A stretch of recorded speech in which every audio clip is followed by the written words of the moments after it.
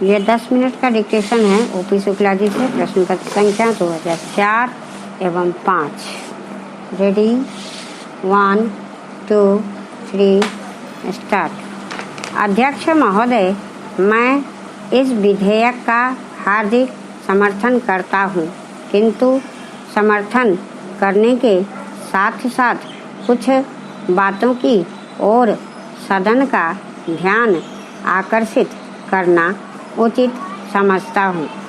इस संशोधन विधेयक में खानों में काम करने वाले मजदूरों के कल्याण के बारे में चर्चा की गई है। उनको सुविधाएं दिए जाने की बात कोई विरोध नहीं कर सकता। सब लोग समर्थन ही करेंगे।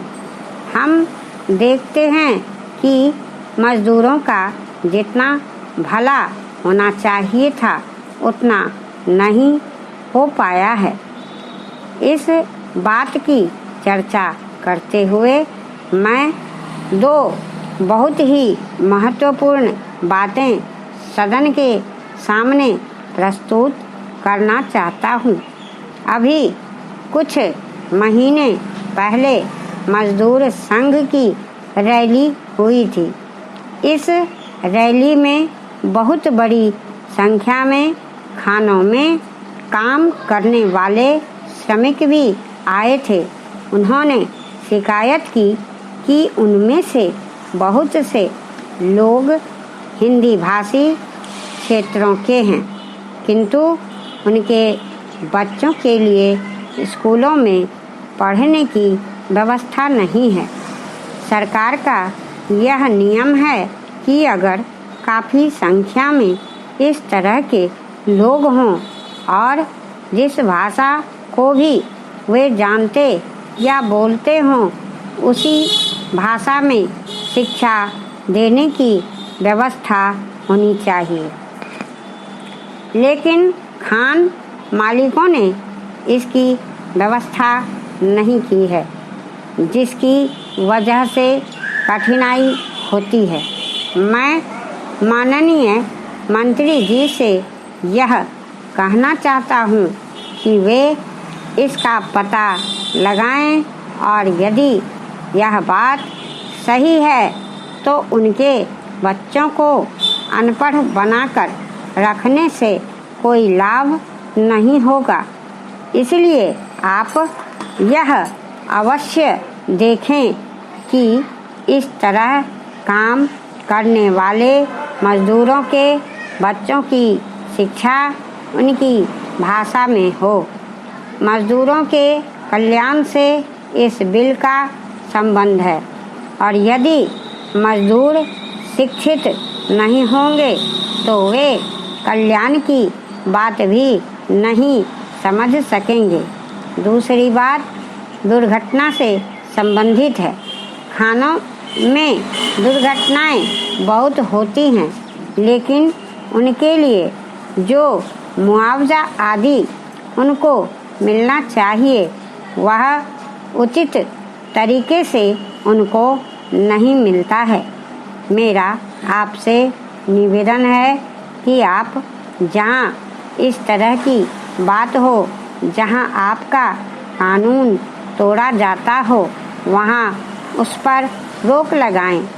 आप जो कानून बना रहे हैं उसका पालन हो, इस बात को देखना सरकार का काम है। सही अर्थों में तभी आप मजदूरों की सहायता कर सकेंगे और उनको सुविधाएं प्राप्त हो सकेंगी। अच्छा यह होता यदि उनके कल्याण की सभी बातें विधेयक में रहती। यह विधेयक फिर भी सही है और मैं इसका समर्थन करता हूँ। इस विधेयक का समर्थन मैं इसलिए भी करना चाहता हूँ कि इससे पूर्व इस विषय पर इस सदन में काफ़ी विस्तार से चर्चा हुई है और अधिकांश सदस्यों ने भी इस महत्वपूर्ण विधेयक पर खुलकर विचार रखे हैं। चर्चा के दौरान इस विधेयक के हर पहलू पर विस्तार से विचार भी हुआ है। कई बार सदस्यों के विचारों में मतभेद भी उभरे हैं, किंतु चर्चा के अंतिम दौर में सभी मतभेद समाप्त होते देखे गए हैं। प्रसन्नता की बात है कि सभी सदस्यों ने महत्वपूर्ण विचार प्रकट किए हैं। सभापति जी, मैं यह निवेदन करना चाहता हूँ कि विकास के लिए हम जिस मात्रा में पूंजी का निवेश कर रहे हैं, उस मात्रा में हमारे देश में उत्पादन नहीं बढ़ रहा है। लोग सामान खरीदने की शक्ति तो रखते हैं, लेकिन उसके अनुसार बाजार में सामान नहीं आ रहा है। मैं यह भी निवेदन करना चाहता हूँ कि केवल इतना कहना ही काफ़ी नहीं होगा कि मूल्यों को कम करने के लिए उत्पादन बढ़ाना आवश्यक है। यह एक ऐसी चीज़ है जिसमें किसी का मतभेद नहीं हो सकता है। देखने में आता है कि सरकार की नीतियाँ कीमतों को बढ़ाने में तो सहायक होती हैं, लेकिन उनसे उत्पादन में वृद्धि नहीं होती है। मैं चाहता हूँ कि सदन में इस बात का गंभीरता से विचार किया जाए। माल को इधर से उधर ले जाने में जो किराया देना पड़ता है, उसके कारण कीमतों में वृद्धि होती है।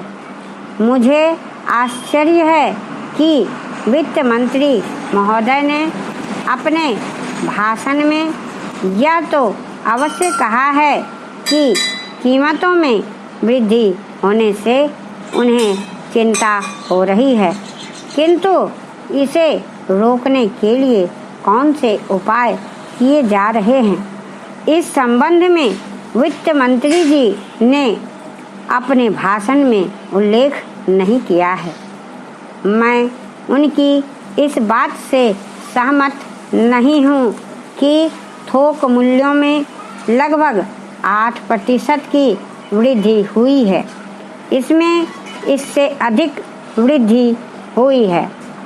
अपने बजट भाषण में वित्त मंत्री जी ने विदेशी पूंजी को अधिक मात्रा में निमंत्रण देने की बात कही है। आज हमारे देश के आर्थिक विकास की जो स्थिति है, उसमें बिना विदेशी पूंजी निवेश के हम नहीं चल सकते हैं। लेकिन विदेशी पूंजी बड़ी मात्रा में देश भर में आए, इसके जो खतरे हैं उनको भी नज़रअंदाज नहीं किया जाना चाहिए।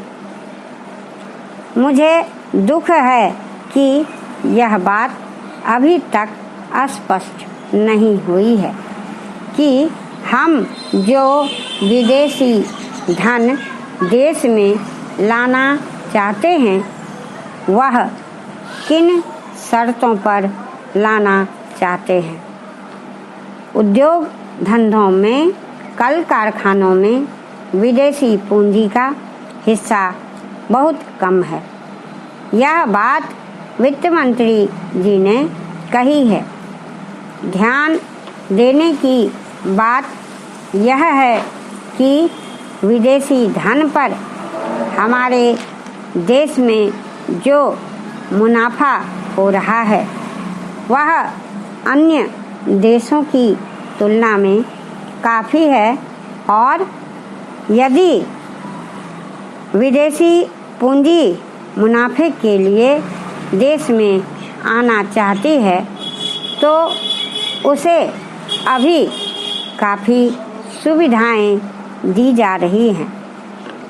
मैं आपके माध्यम से सरकार का ध्यान इस बात की और दिलाना चाहता हूँ कि हमारे देश से धन चंद लोगों के पास एकत्रित होता रहा है।